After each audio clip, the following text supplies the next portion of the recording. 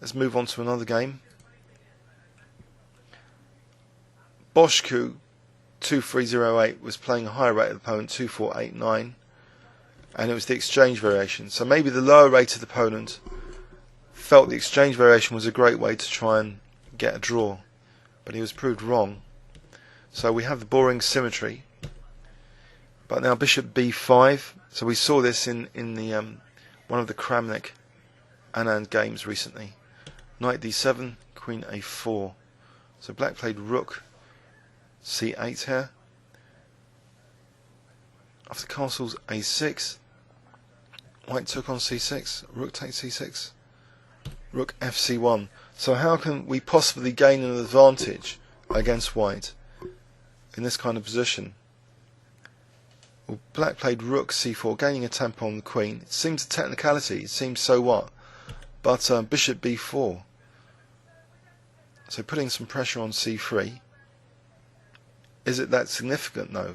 Knight d2 and the rook is chased back. After knight e2, now castles. So black's not minding white taking on c6.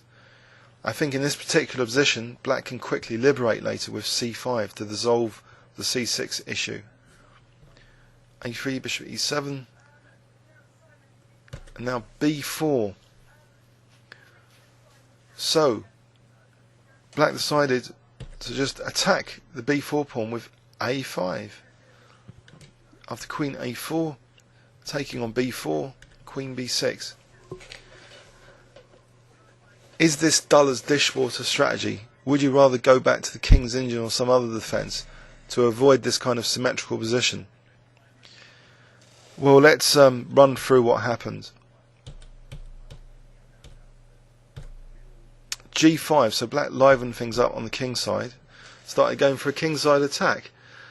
So what are we playing here? We're playing very classically in one respect, with this central pawn occupation, fighting on the queen side equally. And now we're going for a caveman attack with g5 and h5. So that's interesting. It's at least gaining space positionally. And so the queens came off. So has black got some persistent kind of advantage in the endgame which he can exploit because he's got some extra space on the king side?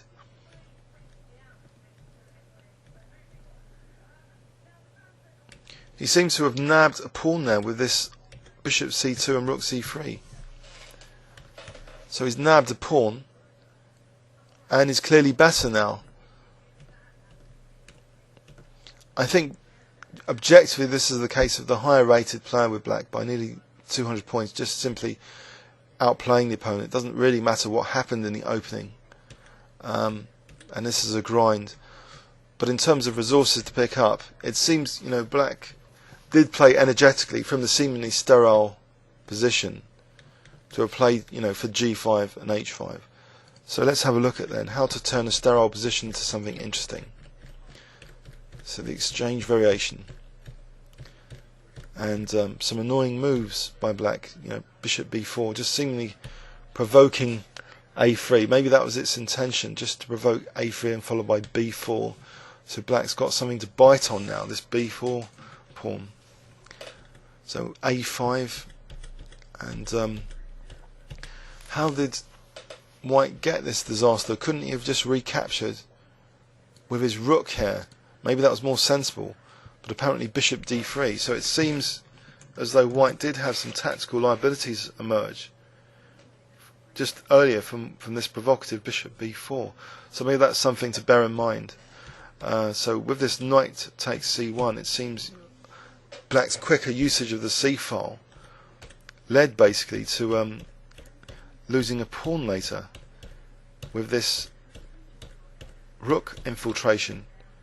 First bishop c2 and then rook c3. So this is a very dangerous position, forking e3 and the knight.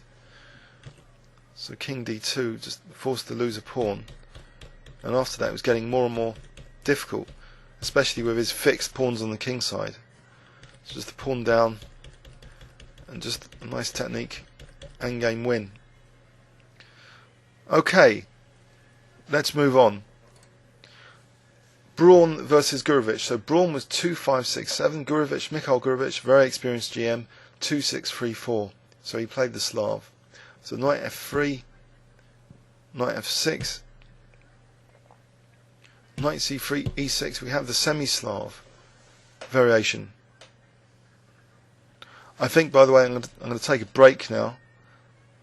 Divide what I've talked about into a series of 10 minutes for YouTube, and then carry on from here. So we're going to carry on after this, what happened here in this Gurevich game.